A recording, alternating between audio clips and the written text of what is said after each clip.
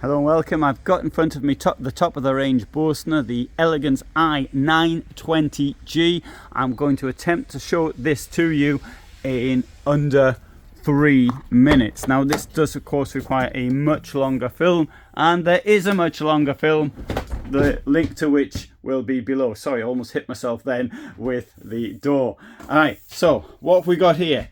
An enormous living area, enormous kitchen, enormous dressing room, and a large bedroom with a large bed. It comes, note, windows on either side, and there are roller blinds. If you don't want roller blinds, you can have normal storage instead. You've got wardrobes on either side of the bed, and above the bed there is storage. Also note, drawers under the bed. Here we have a rather unusual corner piece, and on the other side there is space for the television.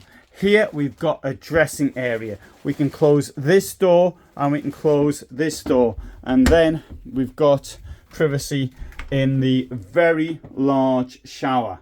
It's a particularly large shower. Having said that, with 9 meters long, there's space for a large shower. In here we've got some shelves, and there's the toilet, and we have, I find this unit particularly interesting. I like the way this slopes down. Big mirror, and drawers below. Note here the flat floor. Flat floor is great for storage. It also has the technical infrastructure of the motorhome there, and it's gone lower. It gives you a much smoother ride. Here, kitchen, profiled and sink, and molded sink.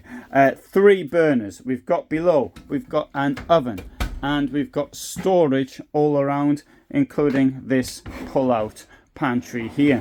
For those of you into pull-out things, we've also got here, that is a wine, what would you call it? Wine, wait, keep your wine.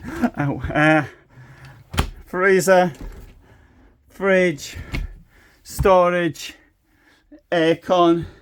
Here we've got this very large sitting area.